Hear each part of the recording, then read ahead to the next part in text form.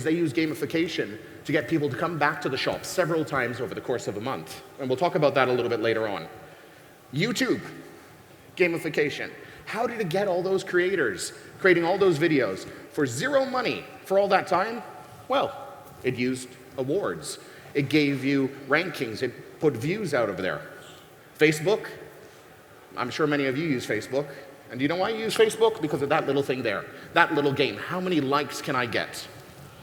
They also did it to the pages and the businesses, seeing what your engagement is like.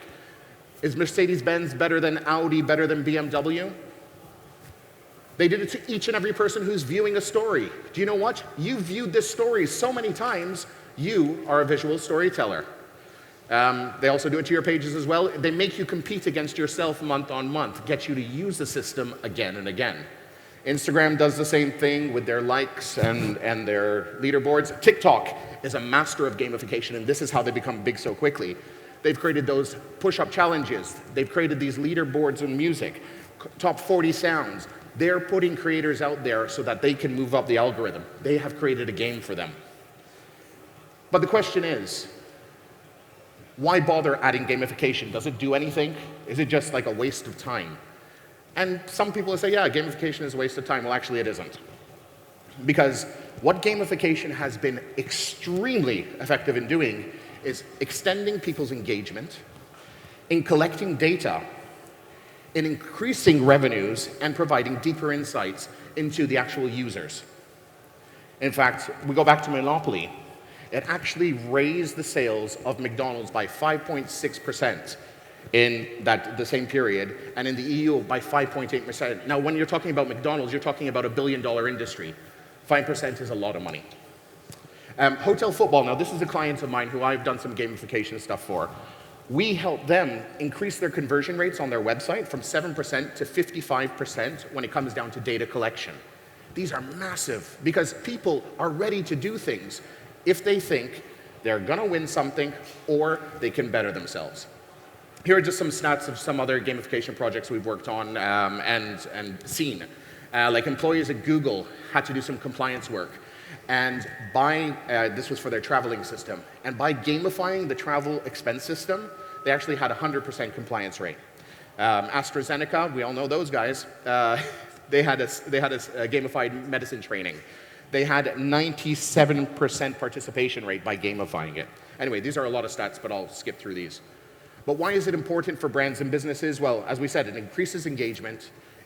You collect powerful customer data. This is data that you get from the client that will never change. You allow for a way to give back to your audiences and communities. You crowdsource to help very complex problems. This is a great thing, by the way, about gamification. You can ask things in gamification and get back info, and people think it's a game, so they're willing to give it to you. It also can create GDPR-compliant data. All these slides will be available. So, why is it important for business? One, it boosts productivity. It boosts productivity among teams. In fact, in a project that we saw, Engine Yard saw a 40% increase in productivity by gamifying it, by actually figuring out how can we make our team more productive. They created this game and said, you have to do this amount in a week. They actually, basically, it was they were sort of cold calling, and they had to reach X amount of clients. And they said, whichever team reaches the highest number of clients in that week, we're actually going to buy pizza for the team. And it was as simple as that. But they saw a 40% increase because the different teams were competing against each other. It also boosts morale. Now, we live in a very disconnected world today. We live in a world today where people are working remotely, they're at home alone. Gamification can really help bring them together when it comes down to this. It also increases knowledge base. Now, in gamification, one of the things that we do is we do training, gamified training, so quizzes and different learning mechanisms, and we make them into games. Why do we do that? Because people think they're playing a game rather than actually learning the questions, and they try to go up the leaderboard every time. Now, when you learn more, you can do more amazing things. In fact, one product, RetaMe, actually saw a 30% increase with 35,000 employees learning over 8 million questions. And what did the employees do with this knowledge? Well, they actually turned it around to sell more. Because in fact, knowledge is power, and it's the power to sell. The more of your the more your actual teams know about the products, the more they can sell and the more they can help your clients. There was a project in Turkey that we looked at, and we saw a 12% increase in gamification, a 12% increase in sales just by providing gamification to the tellers who were actually speaking to the people. Let's go through that. So just a quick idea of what gamification is, how it happens.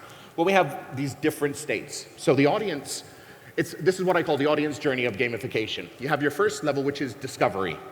This is where someone is new. This is where someone is a casual viewer. They've just encountered your brand or your business for the first time. They're new to the community. And you say, hey guys, want to play this game with us? And it's this discovery phase.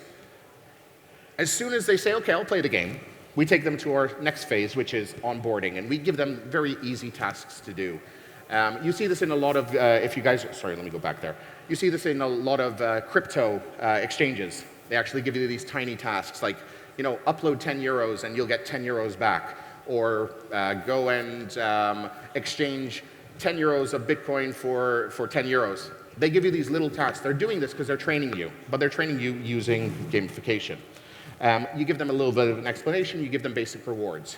Following that, we go to what's called the scaffolding stage. Now, in the scaffolding stage, this is where the people know what they're doing. They're pros. They trade, if you're gamifying trading. They answer questions if it's a quiz. But they keep doing this again and again and again. And they're sort of competing with other people in the area, but they're seeking the rewards. Then you have that they don't need any more instruction. They're doing harder tasks. They're being awarded for their recognition. But what's more, they're accepting and they're focused on what you're doing. And then finally, we have the final stages where they're the master, where they have changed that behavior as you wanted them to change it. They are now your brand advocate. They're the person who is telling other people, oh my God, you have to go listen to this guy, or you have to buy from this business because they're so amazing. We've changed their behavior, we brought them in. They influence the community and they change the behavior. They do this now, not because of the rewards, but because they want to be top of the community, because they want the recognition, they want to be the leader, they want to be, they're proud of it. So let me just go through that. I'm just going to give another example of gamification, by the way. Someone who's done it amazingly well. Do you guys know Mr. Beast? Do you know who he is? Yeah, okay, so Mr. Beast, he's been doing YouTube videos for a very, very, very long time. But somewhere around 2019, he realized a trick. And that trick was to gamify the audience. To give them the opportunity to see, you know what, you could be involved in that game. And this is how the audience started getting involved. In fact, he made all his games highly accessible and very easy. I'm not sure if you guys saw that one there. He created a big circle. And he had 100 people in that circle for, I think it was, he said, well, the first person to leave that circle is out of the game and they don't win the $1 million. So you just have to stay in a circle. A circle the size of this room was the challenge. And then he shrunk the circle, etc. But he made the game something that you don't have to be really tough at doing. And he made the viewers watch this. He also created all sorts of online games, which were very easy. There was a little app he created, which was hold your finger on the phone for as long as you can. The first person to take it off loses. He created these games, and he changed behaviors in people. In fact, between 2019 and 2021, his viewer base went up from 13 million subscribers to 76 million subscribers by using these gamification tools. That is over 400% in 2 years. So, how do you add gamification to your brand, to your business, to your organization as an individual? Well, what you do is you first decide the behavior you want to change. So before I talked about my daughters, I wanted them to clean up their toys. So that's number one. Secondly, you choose the game mechanic. What is that little thing I'm going to do, that game element that I'm going to add into it? Is it going to be loyalty points? Maybe we put a star chart. That's what we used to do, rewards charts as kids. Are we going to give them, make it a race, so whoever finishes first? What are we going to do? What's the game mechanic? We create the rules for the game, so whoever finishes the first and does this 3 days in a row, will get the prize. So that's creating the rules in the win state. And then finally, we give the game a name. And this is what we do with a brand. We just give it a name. So McDonald's Monopoly is a good example of that. Here are some of the sort of elements you can use for gamification. So bragging rights, You can give people leaderboards. You can create timers, collections. So you give them a whole bunch of different things which they could collect over a period of time, unlocking points, random rewards. These are all these little game mechanics which I talked about before. This is the things that you choose to make your game work. And it doesn't have to be very difficult. Now, that's gamification. What does NFTs have to do with it?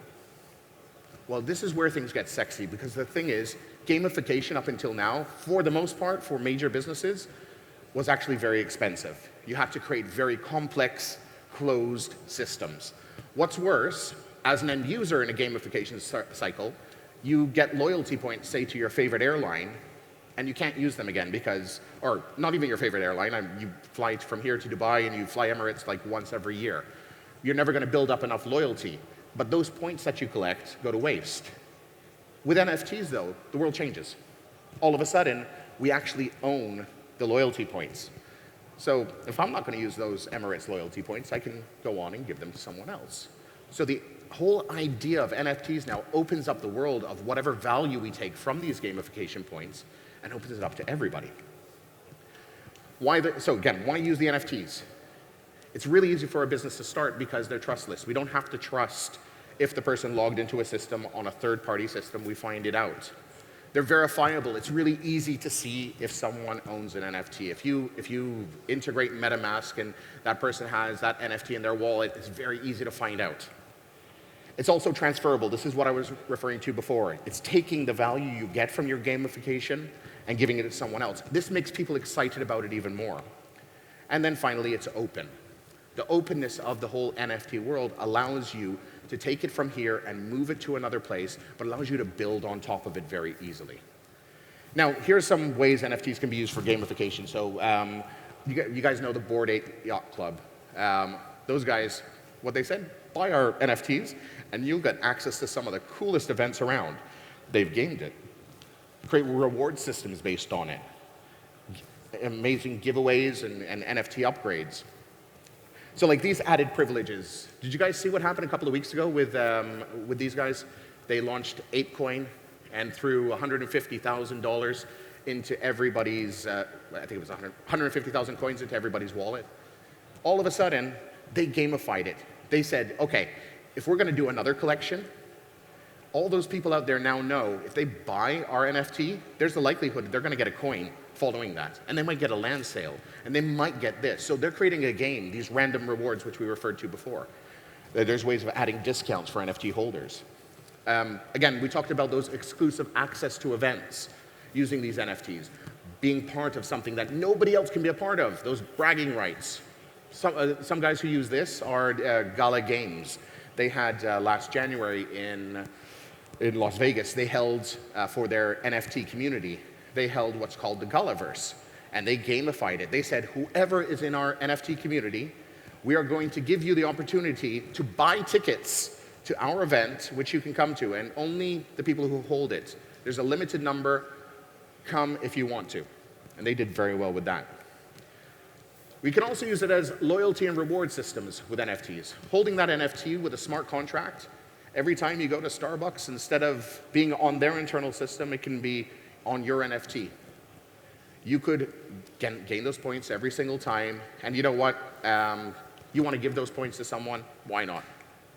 And finally, there's also the idea of leaderboard, of user identification. Using NFTs, especially that are upgradable, allow you to have that street cred. This is one of the things I really learned about NFTs and Avatar over the last year, was again from my daughters. They play this game called Roblox. I think some of you may have known about it. And my daughter, it was her birthday, and I asked her, so what do you want for your birthday? And she wanted an avatar. She wanted an avatar more than anything in the world, this specific avatar. I said, you don't want a bike or, I don't know, a PlayStation or whatever? Like, no, I want this. And why did she want it? Because it was part of her identity. Now, these NFT giveaways and these sort of things, these are what's going to be the identity in the coming years in these metaverses we're going to be seeing.